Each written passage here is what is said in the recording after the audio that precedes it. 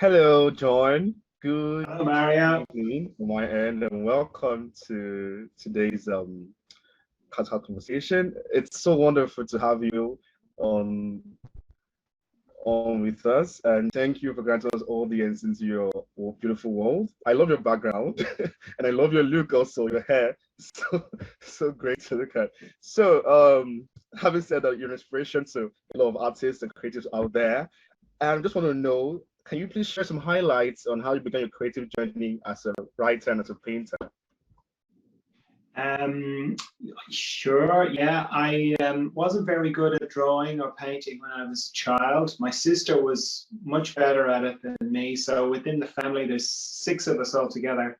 She got kind of labeled as the artist, and that was kind of that. And my drawing was never that great. So I kind of was good at my hands. So I ended up being a carpenter and didn't really think of myself as an artist because that's what my sister was. And then was very interested, was very creative, but didn't really know it. Um, and had lots of different kind of jobs, and I was quite interested in photography, and that led me to apply for a job in an animation studio that was just starting. There was no history of animation in Ireland at all. And so everybody was being trained from the ground up. And I went with a portfolio of every single creative thing I'd ever done, including sculpture, anything. I just really wanted to get into it. And I ended up getting taken on as for the camera department, was trained up in the camera department and ended up being the head of the camera department. And I got trained in all sorts of things that you'd never do, you wouldn't have to do now. Computers can do them all, but I learned how to do them on film, like in the Star Wars movies, the way the credits thing Yeah. comes. I know how to do that on film. Completely obsolete skill, but that's the sort of thing. Anyway, I was surrounded by all these fantastic artists, which just further kind of confirmed that I wasn't very good at drawing, which I wasn't compared to them because they're all professionals. So I did pretty much everything in animation except drawing and painting. So I did camera, did producing, and I did quite a bit of writing.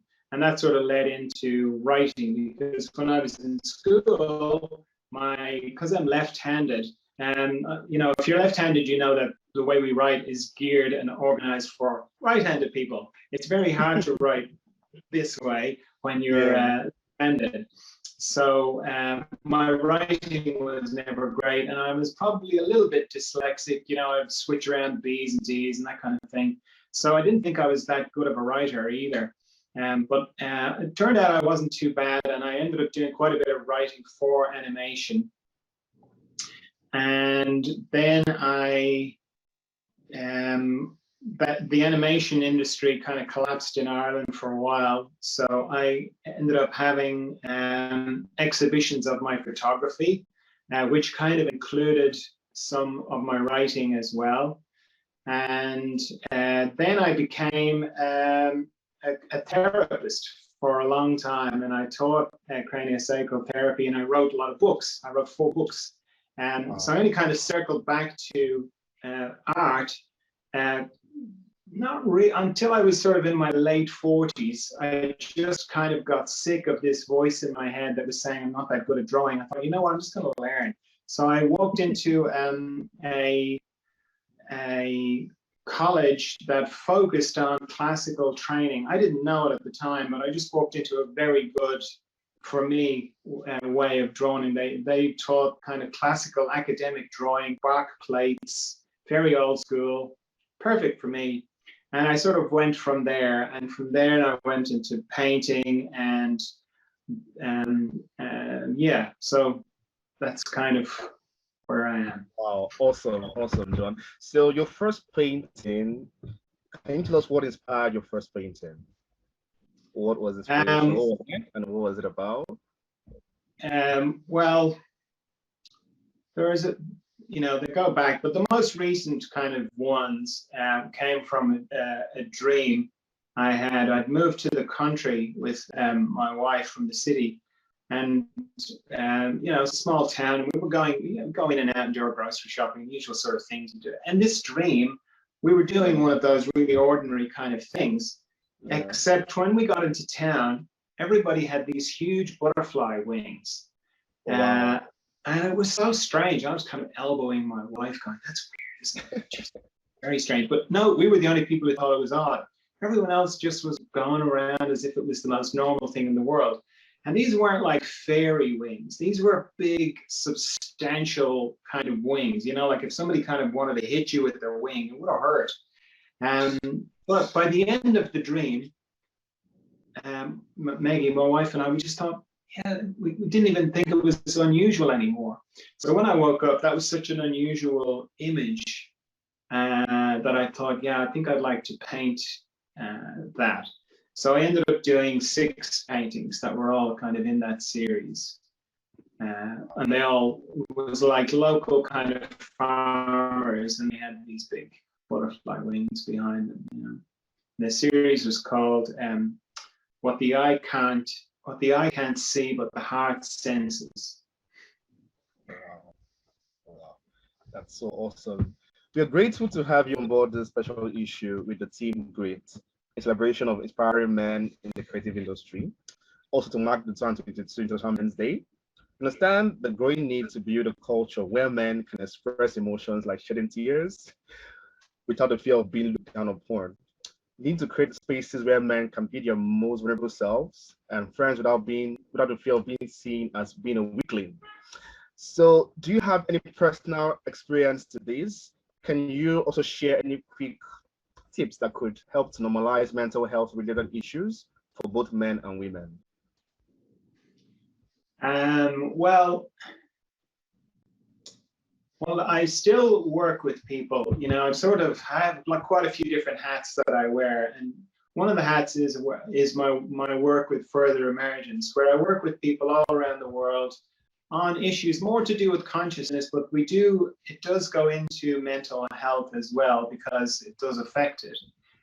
So I kind of deal with that on a regular basis with people and men. And yeah, you're right. It is very stigmatized for men to show weakness, to show vulnerability. But what is remarkable about vulnerability is that there's real strength in vulnerability. It's kind of counterintuitive. I kind of think I can't show any weakness because then I'll be attacked. But the strongest people I have found are the ones who can cry, who can be comfortable enough in their own skin to show that there's sadness when they're sad, to show their insecurity, their fears when they are there. It takes a lot more courage to let people see that than to put up a front. So I'd say that.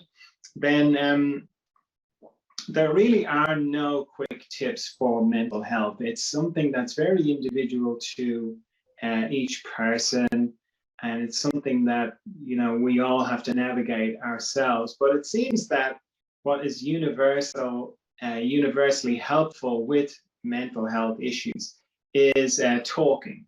And that's whether it's talking to a friend, trusted friend, or someone that you feel safe enough to talk to. It can be the hardest thing to begin to talk and to begin to say, you know what, I'm not feeling good. Or when, it's like the cliche of when people say, how are you? And we just automatically go, I'm fine, I'm good. I'm fine, yeah. instead of going, you know what, not so good today, bit shaky today, feeling a bit wobbly. So talking, and it can feel like almost impossible when you're in a difficult space to just begin, to just let someone in, to just say something, anything, like I'm not great. And then, then hopefully we'll ask you some questions. But then also how we talk to ourselves on the inside is very important. To begin to to get a sense of the different parts of ourselves on the inside that can be in conflict, and to be kind to ourselves on the inside is so important.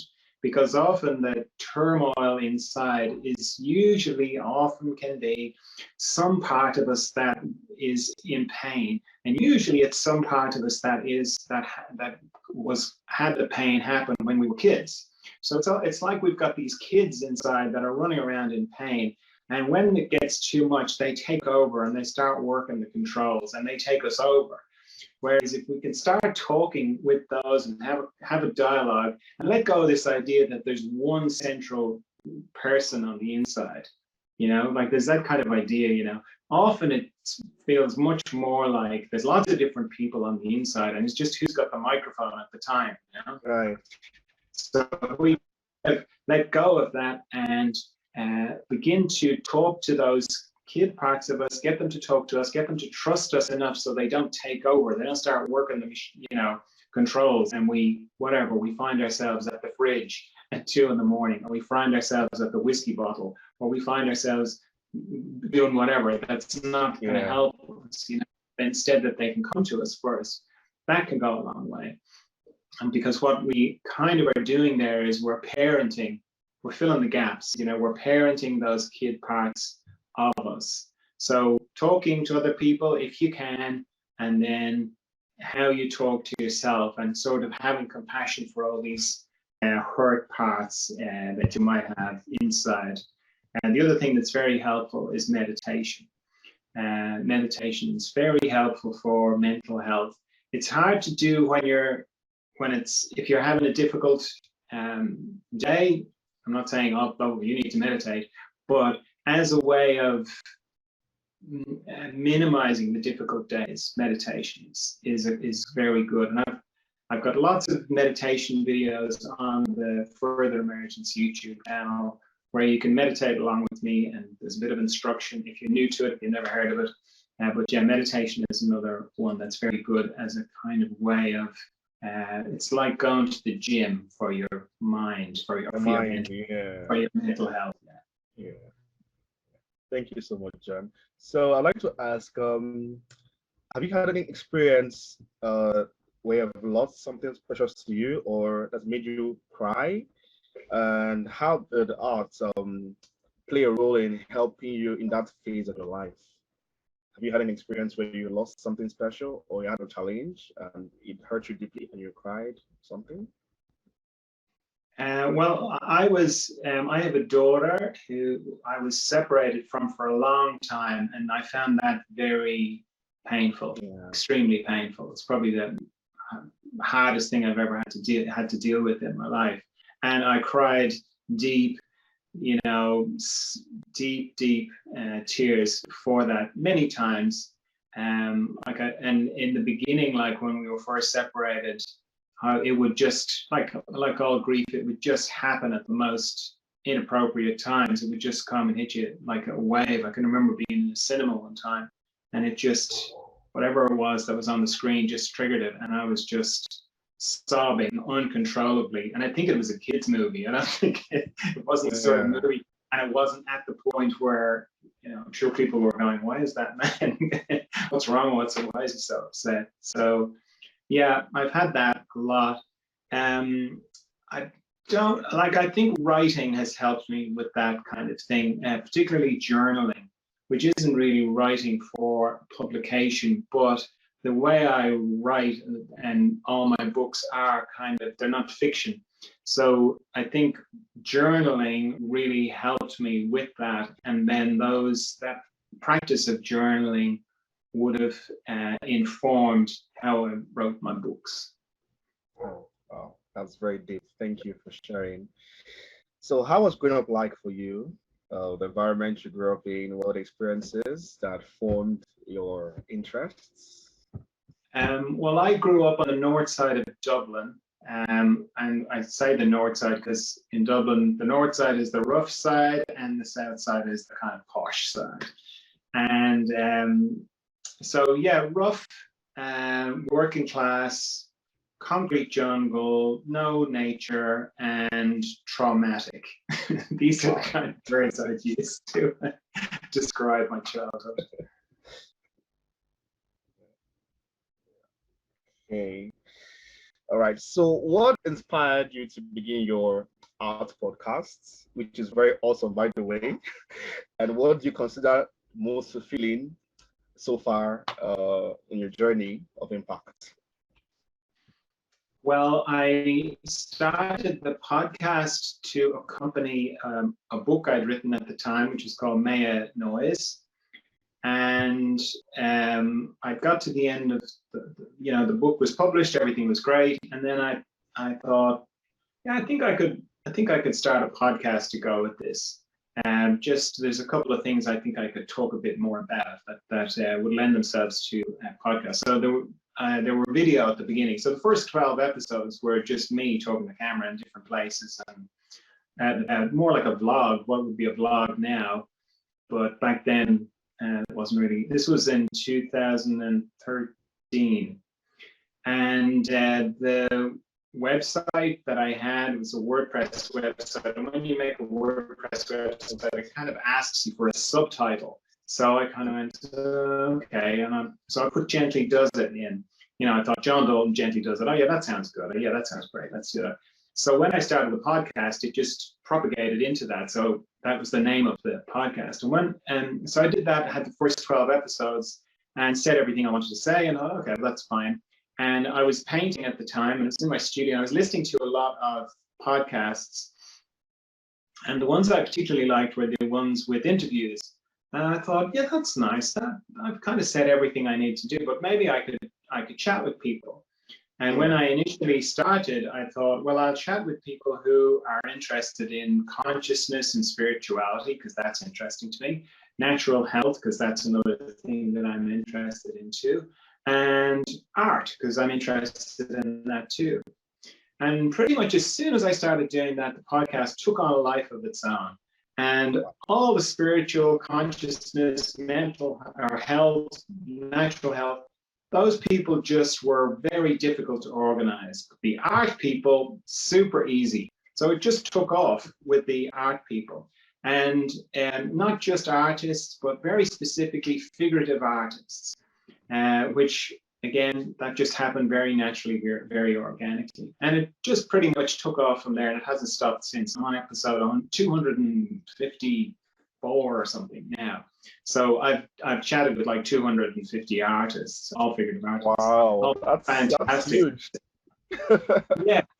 And like you asked me about what's fulfilling about it is the feedback I get from the people who listen to it. So it seems to be that all the people who listen to the podcast are artists. Yeah. And I rarely hear from someone who listens to the podcast who's not an artist. And the feeling of connection that the podcast has provided for people, where they're listening to artists who are their inspiration, who are their role models, and they're hearing them talk about pretty much the same difficulties that they too are having. And it just helps them feel connected, hopeful, that they can keep going, that what they're doing is worthwhile. That's when I get emails like that, that's very fulfilling for me. All right. Thank you so much, John. So I want to ask, in your opinion, do you feel like artists or creatives in developed countries have an edge over the artists in maybe the third world countries? What do you think, in your opinion? I'd say so. But like the only thing I'd have that to, I've been to South Africa a couple of times. And one of the times I was making a video there, and I had some local young men help me, and they were great. They were really good, but you could tell that they had difficulties that people in first world countries, was that the way you described it? No, developing. Sorry. People in developing countries didn't have different issues. Yeah. So I think it's pretty much just generally, I think people who are in developing countries just generally have it harder and more difficult. But my experience is very limited in that I'm sitting on a big mountain of privilege here. So I'm just, you know. All right. So we know you're a family man, and you're always very busy most times. So how do you balance your work time, your rest time, and your family time? How do you create time for those three different parts of your life? Well, I'm going to go back to meditation there, because one of the real benefits of meditation is it's a way of getting quiet so that you can hear what's going on. Because often when things go out of balance is when a sort of momentum builds up and you just get carried along by the momentum of the day.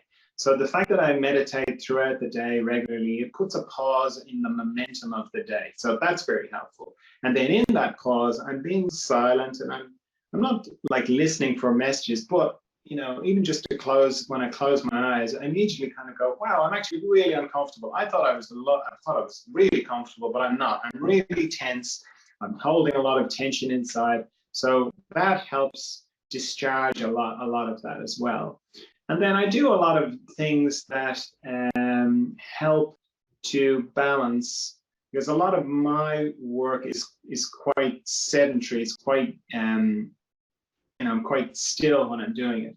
So to balance that, I do yoga most days. I do cold water immersion. So where I live has got a river. So I'll go into the river. It's about 4 degrees, 5 degrees at the moment, so pretty cold. That's very good for your body. I go barefoot hiking most days as well. That's very good for your body as well. But I think that all came out of meditation. Meaning it all came out of listening to myself, listening to my body, and seeing what I needed. So I think that's kind of the key. And then every now and then I will, probably once a month, I'll take a day where I don't do anything. I just be idle on purpose. And I find that's very difficult to do, but really helpful, because it's kind of like I'm getting ahead of my body. So rather than, because sometimes people will take a day off because they're sick. So I'm kind of doing it the other way. I'm kind of taking a day of rest, like enforced rest, almost as if I was ill. Like I don't do anything. I'll sleep as long as I need to, that kind of thing. And that's very helpful for taking the rest that I need and balancing everything. All right, thank you so much. So, in your own words, what would you define success as? What does it mean to you? I feel most successful when I recognize joy in the moment, because often the idea of success is some future goal or project, and I'm not going to be successful until I get that goal or until I reach that. And having goals and aspirations, that's all lovely, but it can be a big space there for not enjoying the moment that I'm in. So for me, it's about coming more and more into the moment and recognizing the joy that's there, and to recognize joy not as a kind of a feeling, a euphoric, yay, I feel fantastic, because those kind of feelings go up and down, but underneath that is joy, in my experience anyway. So when I'm with that, I feel very successful. I feel like, yeah, that's it. I don't need anything else now. I'm there. So the joy and the peace is success. Yeah. Okay. Yeah. Great. Joy, recognizing joy in the moment. Awesome. Very correct. Very true. I mean, I think I agree with that 100%. I agree with that. So, tell us something about you we don't know. I started making NFTs about 6 months ago. That's going well. I was put onto it by one of the artists I interviewed. Didn't know anything about it, but yeah, that's been lovely. It's actually brought together a lot of different strands of my artistic expression. Yeah. Is everything gone? All right. Sorry, I'm not sure. Something happened there. Okay, but we heard you. We heard you. All right. Oh, did you? Oh, okay. Yeah, we got you. Yeah. Yeah. Thank Did you. I finish? Yeah. I got No, I distracted just- by all this. No, go on. Yeah. I just spotlighted you. Oh, okay. All right. All right. Yeah, Okay. sorry. So let's go a little poetic. If poetry is a rainbow and you have a choice of one color in that palette, what color would that be and why? Do you mean an actual color? Yeah. Yes, in the rainbow. Okay. Yeah, green. It would be green. Green. Why green? Yeah. Well, I'm from Ireland. I lived in Australia for a long time, but I'm from Ireland, and there's something about green that just I find very soothing. I live in a very beautiful part of Ireland. I'm surrounded by a lot of green, and even though it's everywhere, I love it. It's the color of nature. The nature here, I mean, obviously, as I say, I lived in Australia. Green is not the color in Australia, and certainly not in other countries, but it is here, and there's something about it that I find really soothing, and I feel at home in a forest. I feel very peaceful, surrounded by lots of greenery. So green, that's my color. There's a song by a Nigerian artist, T.Y. Bello, named Land is Green. Yeah, so Island is green. Yeah. You know the song? What was the name of the song? I didn't catch that. What was the name of the There's song? a song by a Nigerian artist, T.Y. Bello, titled The Land is Green. The Land is Green. Yes, so the land Okay. is green, yes. Yeah, All right, yeah. so last question, which is like a summary question. What does art mean to you in your own words? Art for me is about communication. It's really about communicating, for me to communicate what is my internal landscape. And if I do that well, it will resonate with someone else. I'm not trying to communicate, I'm not trying to make a message or tell anybody anything or anything like that. My main goal, and I think this is true of all art, is that when an artist is authentic to their own inner landscape and they communicate that in whatever medium they use, then it will resonate. We all can recognize it. Some little light goes off inside us where we just go, I know that. Whether that person is a dancer or a writer or a filmmaker or a painter, we recognize it, we see it, we just know it for what it is. It's kind of a pure expression of spirit or something. But yeah, that's what it is for me. Oh, very awesome. Thank you so much. It's been a wonderful time with you.